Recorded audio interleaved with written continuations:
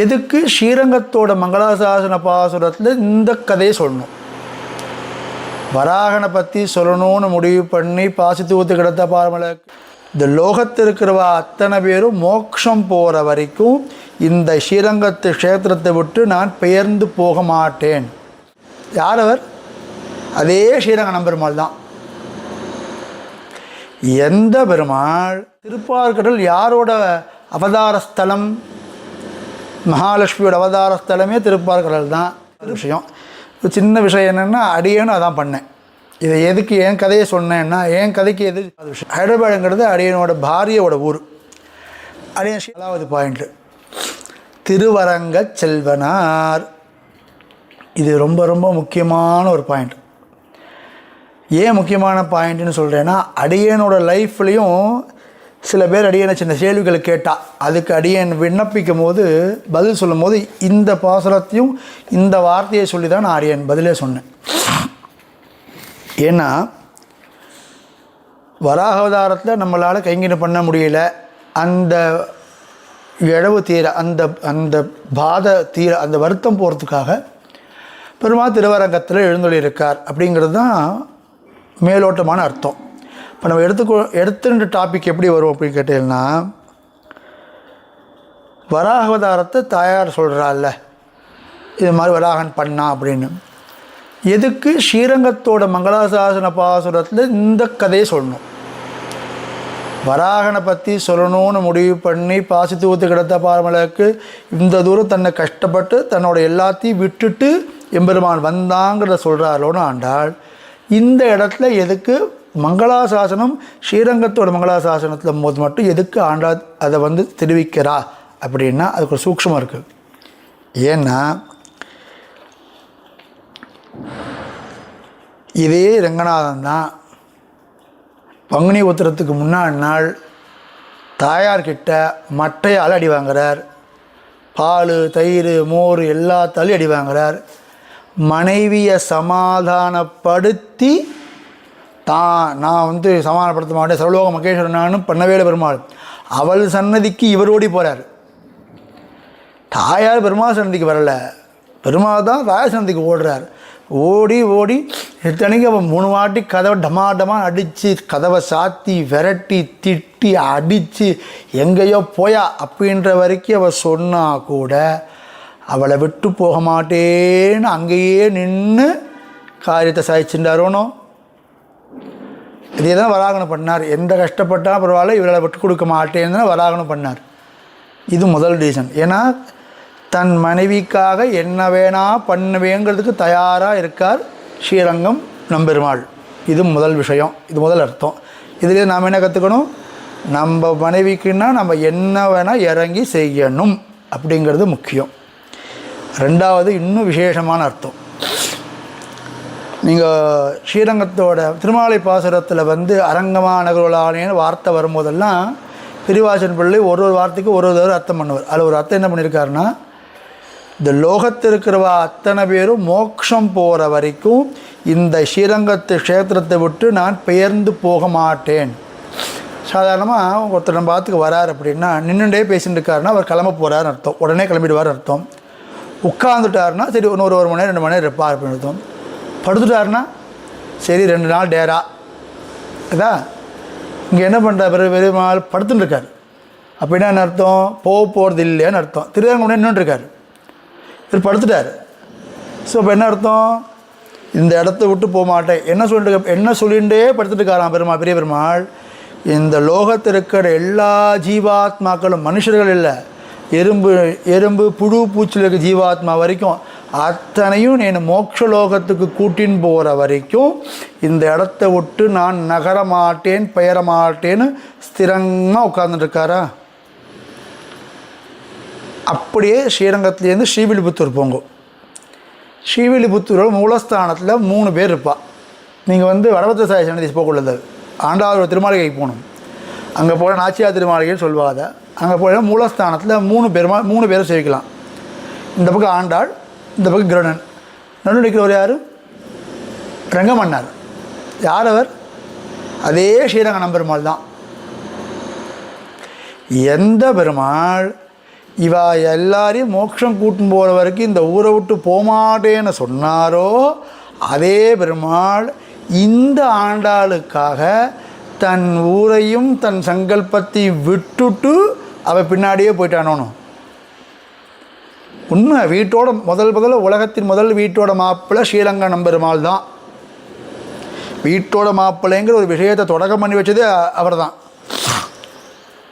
அதில் இன்னொன்று, வீட்டோட மாப்பிள்ளை தொடக்கம் பண்ணி வச்சு நம்பெருமாளை விடுங்கோ, இன்னொருத்தர் இருக்கார் வீட்டோட மாப்பிள்ளையாக இன்னி வரைக்கும் சூப்பராக ஒருத்தர் இருக்கார். யார் தெரியுமோ? ஸ்ரீமன் நாராயணன் தான்.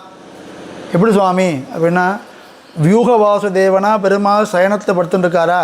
ஆதிசேஷ பரியங்கத்தில் பெருமாள் படுத்துட்டுருக்காரா? எது மேலே படுத்துட்டுருக்கார்? ஆதிசேஷன் மேலே. ஆதிசேஷன் எது மேலே இருக்குது? திருப்பார்கடல் மேலே. திருப்பார்கடல் யாரோட அவதார ஸ்தலம்? மகாலட்சுமியோட அவதார ஸ்தலமே திருப்பார்கடல் தான். அதனால தான் திருநின்றவூர் தாயார் பேர் என்னை பெற்ற தாயார். ஏன்னா அந்த சமுத்திரராஜன் வந்து நமஸ்காரம் பண்ணி என்னை பெத்தம்மான்னு தன் குழந்தையான தாயாரை கூப்பிட்டானான். ஸ்ரீத மகாலட்சுமியோட அவதாரஸ்தானம்னா அவளோட பிறந்த வீடு தானே திருப்பார்கடல். பெருமாள் ஆக்சுவலாக அவரோட புகுந்த அவரோட வீட்டில் தான் இருக்கணும். இவர் என்ன பண்ணார்? தாயாரை கல்யாணம் பண்ணிட்டார். அவளோட ஆத்தோடைய வீட்டோட மாப்பிள்ளைய சமத்காரமாக தன் படுக்கையோட, இன்னும் விசேஷம், அதாவது எதுலேயும் குறைச்சிக்காமல் சாதாரணமாக வந்து படுக்கிறதுலாம் இல்லை, என் படுக்கையே கஷ்டத்தை சொரியுண்டு அங்கே வந்து தன் படுக்கையோட ஆதிகாரி வீட்டில் போய் சௌக்கியமாக முதல்ல வீட்டோட மாப்பிள்ளையும் தொடக்கம் பண்ணி வச்சவர் ஸ்ரீமன் நாராயணன் வியூக வாசுதேவன் தான். ஸோ இதில் எங்கே ஸ்ரீரங்கத்தை விட்டு பேரமாட்டேன்னு சொன்னாரோ அதே பெருமாள் ஸ்ரீரங்கத்தை விட்டு பேர்ந்து ஸ்ரீவில்லிபுத்தூருக்காக தனக்காக தானே வந்தார், ஆண்டாளுக்காக தானே வந்தார். அதனால தான் அந்த ஸ்ரீரங்க மங்களசாசன பாசுரத்தில் இதே பூதேவியோட அவதாரம் தானே ஆண்டாளும். ஆண்டாள் ஒரே கல்லில் 2 மாங்காய் அடிச்சிட்டா. எப்படின்னா, தன் முன்னவதாரத்தில் தனக்காக தன் அத்தனையும் இழந்து கஷ்டப்பட்டு தன்னோட மொத்தத்தையும் சுவாதந்திரத்தை விட்டுட்டு தனக்காக வந்த வராகனையும், அவனோட பிரதிநிதியாக இந்த அர்ச்சாவதாரத்தை தனக்காக ஊரை விட்டு வந்த ஸ்ரீரங்க நம்பெருமாளையும் திருவரங்கநாதனையும் ஒரே பாசுரத்தில் மங்களாசாசனம் பண்ணிட்டா. அதான் ஒரு கல்லில் 2 மாங்காய். அவனையும் பாராட்டி பாட்டு பாடிட்டா, இவனையும் பாராட்டி பாட்டு பாடிட்டான். ஸோ இது 5வது விஷயம். சின்ன விஷயம் என்னென்னா, அடியேன்னு அதான் பண்ணேன். இதை எதுக்கு என் கதையை சொன்னேன்னா, என் கதைக்கு எது பார்க்க சொல்லுவேன்னு சொன்னேன்னா, எங்கள் நம்பெருமாள் என்ன பண்ணாரோ அதே தான் அடியேனும் பண்ணேன். அடியன் இப்போ இருக்கிறது ஹைதராபாத்தில். ஹைதராபாத் வந்து அடியனோட பாரியோட ஊர். அது பிறந்த ஸ்ரீரங்கம், நான் வளர்ந்தது படித்தது எல்லாமே ஹைதராபாட்டில் தான். எல்லோரும் அடியன் அங்கேருந்து குழந்தை பிறந்ததுக்கப்புறம் அடியன் ஸ்ரீரங்கத்தை விட்டுட்டு வளர்ந்த ஸ்ரீரங்கத்தை விட்டுட்டு ஹைதராபாத் வரும்போது எல்லாருமே கேட்டான், எப்படி நீ பாட்டுக்கு இப்போ பிறந்த ஊரை விட்டுட்டு போறியே அப்படி இப்படின்னு சொல்லி கேட்கும்போது அடியன் ஒரே ஒரு வழி தான் என்ன சொன்னேன், அடியனும் எங்கள் தலைவர் ஆட்டமே தான், எங்கள் தலைவர் என்ன பண்ணாரோ அதே நாங்கள் அப்படியே ஃபாலோ பண்ணேன் அப்படின்னு அடியை விண்ணப்பித்தேன். யார் உங்கள் தலைவர் அப்படின்னு கேட்டும்போது நான் சொன்னது என்னென்னா, எங்கள் எல்லாரும் தலைவர் முதல்ல இதெல்லாம் ஆரம்பித்து வச்சது நம்பெருமாள் தான். அவர் என்ன பண்ணார், தன் பாரியக்காக ஆண்டாளுக்காக இடத்த விட்டு பெயரவே மாட்டேன்னு சொன்ன இடத்த விட்டு பெயர்ந்து போய் ஸ்ரீவில்லிபுத்தூரில் குடும்பம் நடத்திட்டுருக்கார். ஸ்ரீவில்லிபுத்தூரில் ஆண்டாளோட ஆஸ்தானத்தில் இவர் குடும்பம் நடத்திட்டுருக்கார். அடியன் அவரோட ஃபாலோவர் தான் நாங்கள்லாம், அவரோட தாசர்கள் தான் அடியவங்கள்லாம். அதே தான் நாங்களும் பண்ணோம். அங்கே அவர் ஸ்ரீரங்கத்தை விட்டு ஸ்ரீவில்லிபுத்தூர் போனார். ஏன்? அவர் ஆண்டாளுக்காக. அடியனோட ஆண்டாளுக்காக ஸ்ரீரங்கத்தை விட்டு அடியன் ஹைதராபாத்துக்கு வந்துட்டேன். ஸோ நாம் நித்தியவாசத்தை கூட பெருமாள் விட்டுட்டு எங்கே போகிறான்? ஆண்டாளுக்காக ஒன்றும் இடத்துக்கு போகிறார். இதுலேருந்து நம்ம என்ன கற்றுக்க போகிறோன்னா, மனைவிக்காக எல்லாத்தையும் இழக்கிறதுக்கும் நம்ம தயாராக இருக்கணும். ஏன்னா நமக்காக அவள் எல்லாத்தையும் இழந்துட்டு தான் நம்மக்கிட்ட வரா. இதில் வந்து என்னோடது அது இதுன்னு பிடிமானம் இல்லாத லைஃப்பில் ரிலாக்ஸ்டாக இருக்கிறது கற்றுக்கணும். இது நீங்கள் பெருமாள் பாருங்க, நான் முதல்ல பிடிவாதமாக இருந்த இடம் ஸ்ரீரங்கம். நான் விட்டுட்டு போக மாட்டேன் அப்படி இருந்த இடத்த கூட ஆண்டாளுக்காக விட்டுட்டு போகிறாருன்னா, ஆண்டாள் அதனால தான் வராகனையும் தன்னை காப்பாற்றின வராகனையும் முன்னவதாரத்தில் அப்போ பாராட்டியிருக்கணும். ஆனால் அப்போ பூமாதேவியாக இருக்கும்போது பயத்தை இருந்ததுனால அவளால் பாராட்ட முடியல. நடுக்கத்தை இருந்தா பூமாதேவி, பாராட்ட முடியல. அந்த அவதாரத்தையும் தனக்காக தன் ஊரையே விட்டுட்டு வந்த இந்த அவதாரத்தையும் அச்சாவதாரமான திருவங்கநாதனையும் சேர்த்தே ஒரே பாட்டில் மங்களாசாசனம் பண்ணிட்டா. இது நம்ம பெருமாள்கிட்டேருந்து கற்றுக்க வேண்டிய இன்னொரு விஷயம். அடுத்த 5வது விஷயம், செல்வனார் பேசி இருப்பனகள். அப்படின்னா லோகத்தில் ஒரு வார்த்தை உண்டு, பணக்காரா எதுக்கும் பயப்பட மாட்டான்னு ஒரு வார்த்தை உண்டு. தபாலோட பணமுடையார் வாய்ச்சொல் பழிக்கும்னு ஒரு வார்த்தை உண்டு. பணம் வச்சுருக்கவாள் சொல்கிறது நடக்கும். லோகத்தில் ரெகுலராக ரியாலிட்டி இது நடக்கிற விஷயம். அதே நேரத்தில் வரான் எந்த தூரம் வராதன்னா என்ன அர்த்தம் சொன்னேன், பூமி தேவி பூம பண்டனம் பூரா அன்றைக்கே சொத்து. ஸோ அவன் தான் அதே மாதிரி தான் ஸ்ரீரங்கநாதனும் பொங்கோதம் சூழ்ந்த புவனையும் விண்ணழகும் அங்காரும் சோராமை ஆள்கின்ற எம்பெருமான் செங்கோளுடைய திருவரங்கச் செல்வர். இந்த 2 உபய விபூதியும் அவனுக்குத்தான் சொந்தம். அதனால தான் நீங்கள் நன்னா பார்த்தீங்கன்னா ஒரு விஷயம், ஸ்ரீரங்க நம்பெருமாள் தான் ராமானுஜருக்கு உபய விபூதியும் கொடுத்து உடையவர்னு பேரும் கொடுத்தார். இப்போ அதே உடையவர் உபயபூதிக்கும் உனக்கு நீ தான் சொந்தம், நீ பார்த்து மோட்சம் கொடுங்கிறது அதே எம்பெருமானாருக்கு ஸ்ரீபாஷ்யக்காரருக்கு காஞ்சி தேவப்பெருமாளோ திருவர வெங்கடேஸ்வர பெருமாளோ கொடுக்கல. கொடுத்தது யார்? ஸ்ரீரங்க பெருமாள். ஏன்னா ஆண்டாள் பாசர் படி பாருங்கோ, பொங்கோதம் சூழ்ந்த புவனியும் விண்ணுலகம் உபய விபூதிக்கு நாதன் எவன்னா ஸ்ரீரங்க நம்பெருமாள் தான்.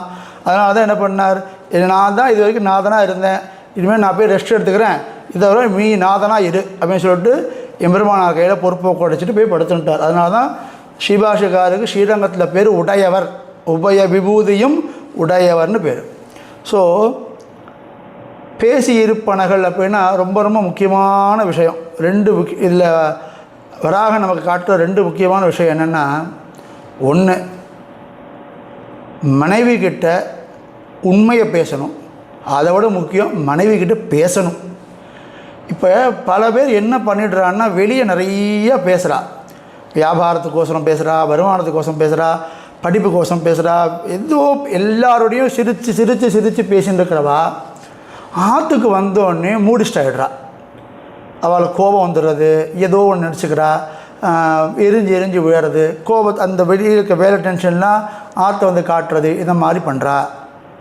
வராகன் என்ன சொல்கிறார், அப்படி பண்ணக்கூடாதுன்னு தான் வராகன் காட்டுற. பேசி இருப்பனகள் அப்படின்னா பேசிகிட்டே இருக்காராம் பெருமாள்.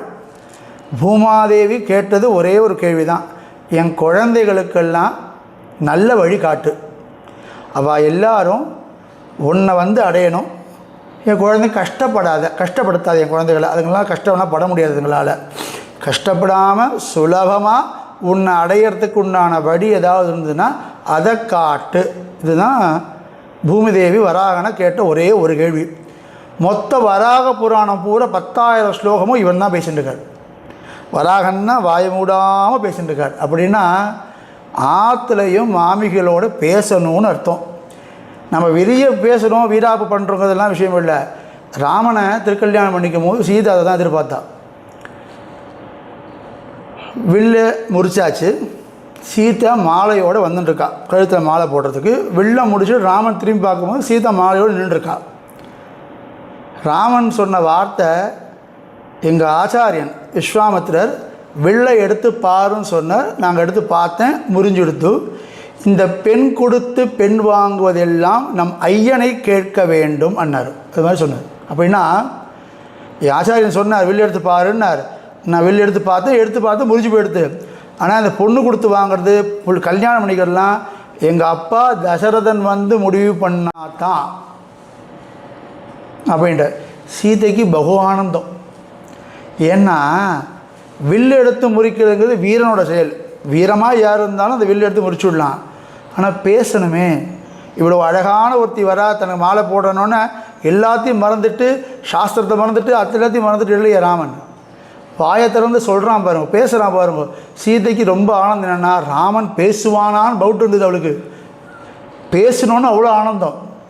இதே தான் உங்கள் மனைவிகளும் எதிர்பார்க்குறா. ஒரு காஃபி கொண்டு கொடுக்குறாளா, நன்னா இருக்கடி, இந்த வாரத்தில் என்ன குறைஞ்சி போட போகிறோம். நம்ம ஒரு தளிகை பண்ணால் உப்பு இருக்கோ இல்லையோ, உப்பே இல்லாமல் இன்னி வரைக்கும் பெருமாள் சாப்பிட்டுருக்காரு.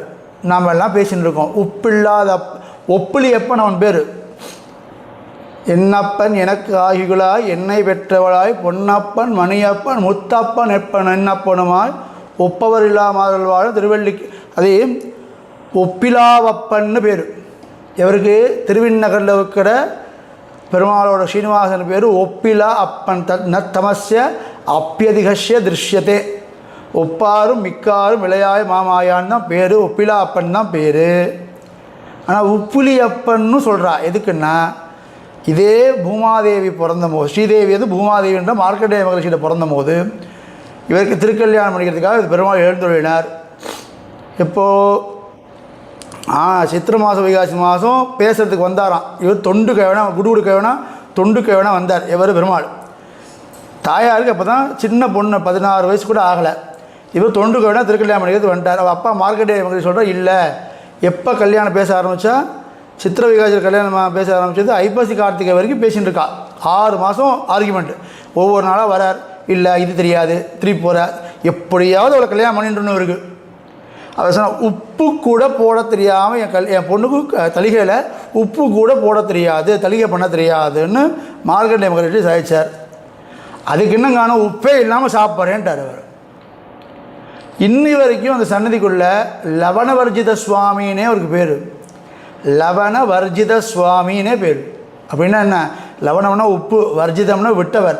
லவணத்தை விட்டவர் இந்த சுவாமி. அவ்வளோ தூரம் அந்த பெருமாள் உலகத்தில் எல்லாத்துக்கும் சக்கரவர்த்தியான பெருமாளே தளிகள் உப்பு இல்லைன்னா அட்ஜஸ்ட் பண்ணிட்டு சாப்பிடும்போது நாம்பளும் பண்ணிக்கணும்.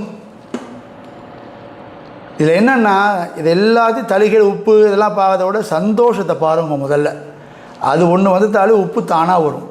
எங்கள் சுவாமி சாய்ப்பார், திருப்பல்லாண்டு திருப்பள்ளி திருப்பாவைய மனசார திருப்திக ஆண்டாள் நினச்சிண்டு பெரியாழ்வார் நினச்சிண்டு அனுசந்தானத்தோடு தளிகை பண்ணு. உப்பு இல்லைனாலும் சர்க்கரை இல்லைனாலும் சர்க்கரையாகவும் உப்பாகவும் பெருமாளும் திருப்பாவையுமே இருக்கும் பாரு. அனுசந்தானம் பண்ணிட்டு தளிகை பண்ணி பாருங்க. ஆற்றுல எல்லா மாமிகளும் இதை ட்ரை பண்ணலாம். திருப்பாவையும் திருப்பள்ளி வச்சு சொல்லிட்டு அனுசந்தானம் பண்ணிட்டு தளிகை பண்ணி பாருங்கோ. அந்த இல்லாத உப்பு கூட அதில் வரும், இல்லாத சக்கரை தித்திப்பு கூட அதில் வந்துடும். ஏன்னா வாயில் இருக்கிறது பூரா தித்திப்பு கிருஷ்ணனோட நாமம் இல்லையா, நன்னா வரும்னு சொல்லுவார். ஸோ பேசணும். ஆற்றுல அவளோட 1 மணி நேரமாவது கணிதம் மினிமம் 1 மணி நேரமாவது உட்காந்து பேசும்போது, இங்கே பெருமாள் பேசினே இருக்கார். பேசியிருப்பனகள்னு ப்ளூரலில் போட்டிருக்க ஆண்டாள். பேசியிருப்பனகள்னால் எவ்வளோ பேசியிருக்காரு பாருங்க. அவ்வளவு நாமளும் ஆற்றுல உட்காந்து பேசணும். இதுவும் சந்தோஷமான திருமண வாழ்க்கைக்கான ஒரு முக்கியமான பகுதி. பேசுனா எல்லா பிரச்சனையும் தீர்ந்துடும். இது அடுத்த விஷயம். பிரச்சனை வராமல் இருக்கிறது ஒரு பக்கம். ஒரு பிரச்சனை வந்தால் கூட பேசுனா தீராத பிரச்சனை லோகத்தில் எதுவுமே இல்லை. மனசை விட்டு பேசுங்க, எல்லா பிரச்சனையும் தன்னால் தீர்ந்துடும். அடுத்தது கடைசி விஷயம், பேர்க்கவும் பேராவே. இது பலம். இது வரைக்கும் அரியன் சொன்னதெல்லாம் உங்கள் டிப்ஸுக்கு அப்புறம் ரிசல்ட் என்ன சுவாமி, நீங்கள் பார்த்து எல்லாம் ஐடியாஸாக கொடுத்துருக்கேன், இதெல்லாம் பண்ணுங்கோ அப்படின்னு ஐடியாஸ் கொடுத்தாச்சு. இதுக்கு பலம் என்ன சுவாமி, what is the fruit, result என்னன்னா, தாயார் சொல்கிறா, இப்படி என் மேலே பிரீத்தியாக உன்னை இவ்வளோ தூரம் எனக்காக பண்ணினா அந்த வராகனை மறந்து என்னால் ஒரு நிமிஷம் கூட இருக்க முடியாது. ஊர்தும் மாசான ஜீவிஷ்யே அப்படின்னு தாயார் சொன்னான். சீதை அனுமன்ட்ட சொல்லும் போது ஊர்தும் மாசான ஜீவிஷ்யே, 1 மாதத்துக்கு மேலே என்னால் உயிர் தரிக்க முடியாதுன்னு சொன்னான். அதே ராமன் சொல்லும் போது நக்ஷணம் அபி அப்படின்னார். அதாவது என்ன, சீதையை விட்டுட்டு என்னால் ஒரு க்ஷணம் கூட இருக்க முடியாது அப்படின்னு சொல்லி சொன்னார். இங்கே என்னென்னா, இந்த 5 விஷயத்தை ஃபாலோ பண்ணுங்கோ, உங்கள் ஆத்துக்காரி உங்களை விட்டு ஒரு நிமிஷம் கூட இருக்க மாட்டான். லைஃப்பில் அதானே வேணும், ஹாப்பியான லைஃப் வேணும். ஒன்றே ஒன்று நல்லா வச்சுக்கோங்க, ஸ்ரீவைஷ்ணவ சம்பிரதாயமும் சனாதன தர்மமும் சந்நியாசத்தை மாத்திரம் கொடி பிடிச்சி தூக்கி பிடிச்சி வைக்கிற சம்பிரதாயம் கிடையாது. இல்லறம் நல்லறமே. கிரகஸ்தாசிரமங்கிறது வசதியான ஆசிரமம். ஏன்னா இந்த ஒரு ஆசிரமத்தில் இருக்கிறவனுக்கு தான் பெரிய பொறுப்பு இருக்குது. மற்ற 3 ஆசிரமக்காரர் இருக்க பாருங்க, பிரம்மச்சாரி, வானப்பிரஸ்தன், சன்னியாசி, இவன் 3 பேருக்கும் சாப்பாடு போடக்கூடிய சப்போர்ட் பண்ணக்கூடிய ஒரே ஆசிரமம் கிரகஸ்தாசிரமம் தான். இப்போ சன்னியாசிக்கு சம்பாதிக்கக்கூடாது, பிரம்மச்சாரி பணத்தை கையில் தொடக்கூடாது, வானப்பிரஸ்தக்காராலும் தொடக்கூடாது. அப்போ யார் சமைச்சு யார் சாப்பாடு போடுறது, யார் சம்பாதிக்கிறது, துணிமணி எப்படி வாங்குறது, அரிசி பருப்பு எப்படி வாங்குறது, இதெல்லாம் பண்ணக்கூடிய ஒரே அதிகாரம் உள்ளவன் கிரகஸ்தன் தான். ஒரு அதிதிக்கு சாப்பாடு போடணும் அப்படின்னா தளிகை மூட்டணும்னா தளிகை மூட்டுறதுக்கான அதிகாரம் சன்னியாசிக்கும் கிடையாது, பிரம்மச்சாரிக்கும் கிடையாது. ஏன்னா தளிகையில் அக்னி இருக்குது, 2 பேரால் அக்னியை தொட முடியாது. அக்னியை தொட்டு தளிகை பண்ணணும் அப்படின்னா கிரகஸ்தனும் அந்த கிரகிணியும் அந்த கிரகஸ்தனுக்கு தான் யோகிதை இருக்குது. எவ்வளோ தூரம் சாஸ்திரம் நம்மளை வசதி வச்சுருக்குன்னு பாருங்கள். கிரகஸ்தாசிரம தர்மம் அவ்வளோ வசதி. சன்னியாசி தான் வசதிங்கிறது கிடையவே கிடையாது. நம்ம சம்பிரதாயத்தை எவ்வளவோ கிரகஸ்தாசிரமத்தில் இருக்கக்கூடிய பூர்வாச்சாரியா இன்னி வரைக்கும் ஆச்சாரியர்கள் கிரகஸ்தாசிரமத்தை இத்தனையோ பேர் இருக்கா. சுவாமி தேசிகன், பிள்ளைலோகாச்சாரியார், இவாள கிரகஸ்தன் தானே. நம்பிள்ளை கிரகஸ்தன், எல்லாருக்கும் பிடிச்ச பராசர பட்ட கிரகஸ்தன். ஸோ கூரத்தாழ்வான் கிரகஸ்தர். இவா எல்லாருமே கிரகஸ்த சம்பிரதாயத்திற்கு பார்த்தா முதலியாண்டான் கிரகஸ்தன். முதலியாண்டான் வம்சத்தில் எம்பெருமானார் சொல்லவே சொல்லியிருக்காரு, இந்த வம்சத்தில் இருக்கிறவன் சன்னியாசாசிரமம் வாங்கிக்கூடாதுன்னு எம்பெருமானோட நியமனமே இருக்குது, முதலியாண்டான் வம்சத்தாக இருக்குது. அவ்வளவு தூரமான கிரகஸ்தாசிரம தர்மத்தை தூக்கி பிடிக்கிறதுக்கான வாய்ப்பை நமக்கு பெருமாள் கொடுத்துருக்கான். சந்தோஷமாக கிரகஸ்தாசிரம தர்மம் இது அத்தனையும் நம்ம பண்ணால் என்ன ஆகும் சுவாமின்னா, 2 பேரும் உங்களை விட்டு மாமியார் இருக்க முடியாது, அவளை விட்டு உங்களால் இருக்க முடியாது. கடைசியில் என்ன ஆகும்னா 2 பேரும் சேர்ந்து கிரகஸ்தாசிரம தர்மத்தை ஒழுங்காக பண்ண முடியும். லோகத்தில் தர்மம் உஜ்ஜீவனமாகும், தர்மம் உத்கிருஷ்டப்படும், தர்மம் நன்னாக இருக்கும். ஸோ இதில் பொதுநலமும் இருக்குது, சுயநலமும் இருக்குது. நீங்களும் நன்னா இருக்கலாம், லோகம் க்ஷேமமாக இருக்கும். ஸோ இது 5 விஷயத்தை ஃபாலோ பண்ணுங்கோ. இந்த 5 விஷயத்தில் ஃபாலோ பண்ணால் என்ன ரிசல்ட் வரும்னு சொல்லிட்டேன்.